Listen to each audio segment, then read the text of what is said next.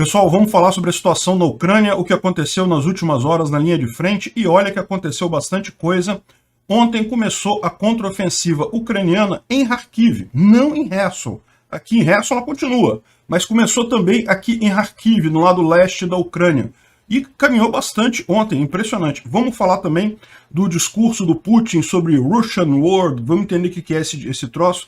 E essas notícias são as notícias do dia 7 de setembro de 2022 e foram sugeridas por Velho Partizan, Perini e várias outras pessoas. Obrigado aí ao pessoal que sugeriu as notícias. Obrigado a você que está assistindo o nosso vídeo. Se você gosta do nosso conteúdo, por favor, deixe o seu like e se inscreva aqui no canal, né? Pois bem, eu estou hoje com a camisa do Brasil e alguém pode achar estranho porque, afinal, um anarcocapitalista com camisa de país. Então deixa eu explicar de uma vez. Eu estou vestindo essa camisa em homenagem ao Brasil, não pela independência, não pelos 200 anos de independência do Brasil, que é a data comemorada hoje, mas simples e puramente por apoio a Bolsonaro e para as grandes manifestações contra o ladrão de 9 dedos, o molusco de 9 dedos, que é a grande preocupação de todas as pessoas aqui no Brasil, é esse cara não voltar. Então daqui a pouquinho eu estou indo para uma manifestação lá em Copacabana com esta camisa mesmo, mas eu continuo como ANCAP desprezando países de qualquer forma, tá? Bom, vamos dar uma olhada como é que está a linha de frente aqui na Ucrânia. E, de novo, a gente teve aqui alguns bombardeios aqui na parte norte da Ucrânia, de novo, sem significância nenhuma, mas a grande surpresa do dia foi aqui em Kharkiv, né? Kharkiv, vocês sabem, é essa cidade grande aqui, é a segunda maior cidade da Ucrânia, e está sob constante ataque. Dá para vocês verem que houve mais um monte de bombardeio em Kharkiv, tudo alvo civil, aquele absurdo que a gente fala sempre. Mas, além disso, Kharkiv também é o nome do estado, né, do Oblast, onde está a cidade de Kharkiv, e ela pega toda essa região aqui, ó, tá vendo essa linha tracejada aqui, ó? Tudo que está para cá é também de Kharkiv, não é da cidade, é do estado, do Oblast de Kharkiv. Já houve uma contraofensiva ucraniana na região de Kharkiv, mais no início dessa segunda fase, lá por volta do final de abril, início de maio, que foi a época em que retomou essa área toda que está marcada como cinza aqui, né?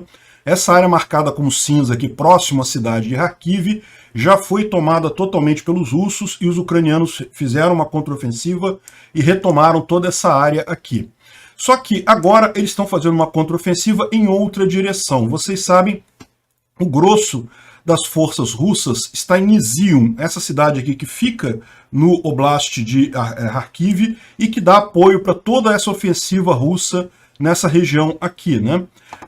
A ideia russa era partir de Izium para tomar Sloviansk e Kramatorsk, que são duas cidades que ficam no Oblast de Donetsk, que em tese faz parte daquela, entre aspas, repúblicas separatistas, né, que o pessoal inventou para justificar essa invasão russa aqui. Então, embora Izium fique em Kharkiv, a ideia era partir daqui para tomar Sloviansk e Kramatorsk. Isso está ficando cada vez mais distante, né? A gente teve ontem uma série de ações ucranianas nessa região aqui, ó. Toda essa área aqui que você está vendo, inclusive Balaklia, foi tomada pelos ucranianos já, inclusive aqui e mais adiante aqui também, Semenivka. Os ucranianos já estão aqui andando em direção Shevchenkov. Em direção a Shevchenkov, os ucranianos já estão avançando aqui nessa direção, né? E aqui também a cidade já foi tomada pelos ucranianos. Vamos entender isso direitinho. Primeira coisa, uma visão interessante aqui de um Su-25 russo que foi abatido pelos ucranianos nessa região, em Yolokov Yar. Aqui dá para ver ele tendo dificuldade aqui, ó, soltando fumaça, e acabou caindo. É verdade que no vídeo não dá para ter certeza, porque pode ser que ele tenha soltado fumaça de dispersor, né, daquele negócio de enganar, e tenha conseguido fugir, mas não, a gente tem a confirmação em Telegram russo dizendo que sim, ele caiu, o avião. Mas que o que o Telegram russo está falando é que o piloto conseguiu ser resgatado por forças russas, né? Estão justamente nessa região aqui de Yolokov-Var, né? Que estava em disputa isso aqui ontem, mas os ucranianos já tomaram essa cidade, tá? Então aqui a gente tem os ucranianos em Balaklia. Balaklia é essa cidade aqui, ó. Essa cidade é uma cidade grande. É um ponto grande aqui dos russos, era uma central para defender toda essa área aqui.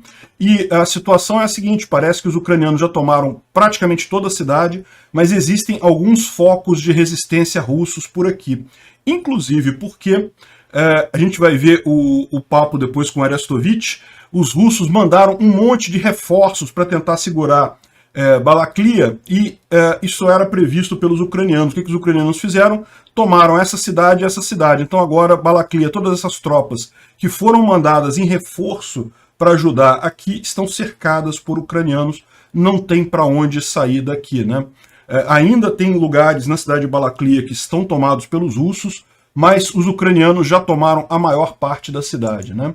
Aqui, ó, são os ucranianos andando em Volohriv Yar, que é aquela outra cidade aqui, né? Essa outra cidade aqui que já está nas mãos dos ucranianos, já dá para ver o pessoal caminhando por lá normalmente. E aqui os Telegram russos estão todos desesperados. Tá todo mundo em pânico, todo mundo falando coisa desencontrada, desesperado. Esse aqui é um Telegram russo falando isso aqui, ó, tá traduzido aqui, ó. Volohov Yar Semenova under the Nazis, né? Nazis, eu não preciso dizer para você, é como os russos chamam os ucranianos. E eles estão movendo para Shevchenko, como a gente falou, essa é a ideia. Os ucranianos já tomaram aqui, já tomaram essa cidade aqui de Semenivka e estão caminhando em direção a Shevchenko. E certamente o objetivo último dessa ação aqui é chegar a Kupiansk. Kupiansk, a gente já falou sobre isso, desculpa, essa cidade aqui, ó, Kupiansk. Repara como é que ela forma um hub. Todas as linhas de trem e rodovias que chegam da Rússia, né? Aqui já é a fronteira da Ucrânia e da Rússia, tem várias rodovias, várias ferrovias aqui. Tudo chega em Kupiansk e daqui vai para outras cidades, inclusive abastece boa parte da frente de batalha russa aqui na região leste, né? Então, muito provavelmente, o objetivo dessa contraofensiva aqui é tomar Kupiansk. Repara como é que foi interessante a estratégia ucraniana nessa história. Os ucranianos estão andando muito rápido aqui. Se você olhar aqui, o pessoal está desesperado. O Starch Edge Channel fala que não apenas Balaklia está circulada, né, ou seja, os ucranianos já circularam as forças lá, mas também tomaram Volohriv Yar e vão chegar em Kupiansk. E aqui eles estão falando que os ucranianos aumentaram o uso de HIMARS nas últimas semanas em Izium, Kupiansk e outras áreas, dizendo que isso não foi uma coisa de espontânea, não, estava sendo planejado. Eles planejaram essa contraofensiva em Kharkiv. Ninguém estava sabendo, a gente não falou nada de contraofensiva em Kharkiv, não sabíamos que havia esse planejamento. Repara a estratégia ucraniana, aquilo que a gente falou, né? Eles falaram que iam atacar em Kherson. Os russos mandaram as melhores tropas para Kherson. Por que os ucranianos falaram que iriam atacar ali? Porque ali é o ambiente, é o terreno melhor para os ucranianos. Então agora eles estão lutando lá em Kherson também, estão avançando em Kherson também, e pegando as melhores tropas russas na pior condição possível. Ao passo que aqui nessa região ficaram tropas muito menos, como é que eu vou dizer, muito menos badaladas, muito menos experientes, né?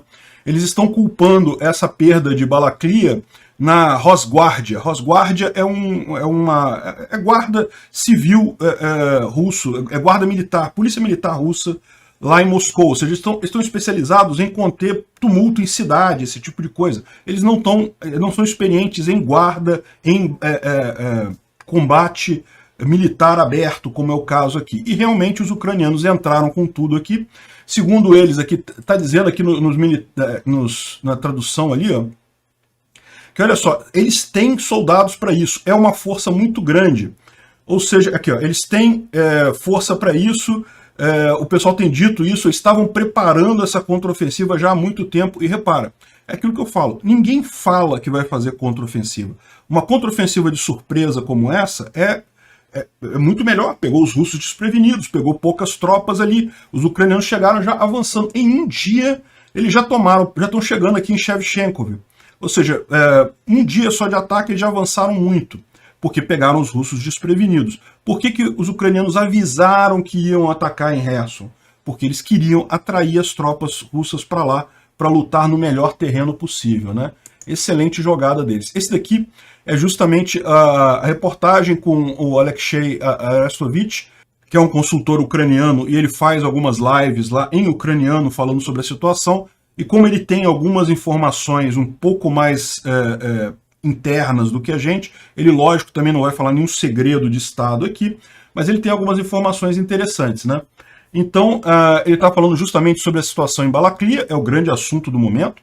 Os russos certamente não esperavam que Balaklia estivesse no jogo, porque é uma cidade grande, é uma cidade assim, grande, é uma cidade relativamente grande, não é uma cidade muito grande, mas a ofensiva ucraniana em Balaklia ameaça Izium, e se a artilharia ucraniana pudesse ser colocada em Balaklia, eles podem chegar até Kupiansk, e esse é o principal problema dos russos aqui. É por isso que os russos estão tão desesperados em perder Balaklia, botaram um monte de soldados aqui, e agora esses soldados todos estão cercados, porque tem ucranianos em todas as cidades aqui que tem rota para lá, né? Ele fala aqui que ainda é cedo para dizer em termos de sucesso no primeiro dia. É esperado que os russos vão tentar montar um contra-ataque, ou no caso seria um contra-contra-ataque, mas enfim. No entanto, tomar a cidade num único dia é um sucesso, já que levou os russos várias semanas para tomarem cidades do tamanho equivalente. E Balaklia não é o único lugar onde surpresas estão acontecendo, mas apenas aquela que teve mais atenção, né? Em toda a linha onde atualmente os russos estão atacando Bakhmut, em todo lugar do frontline, né, da linha de frente, estão ou parados ou os ucranianos estão avançando. Eu falei isso para vocês, eu contei essa história para vocês já há alguns dias, que aqui, por exemplo, aqui é Bakhmut, né?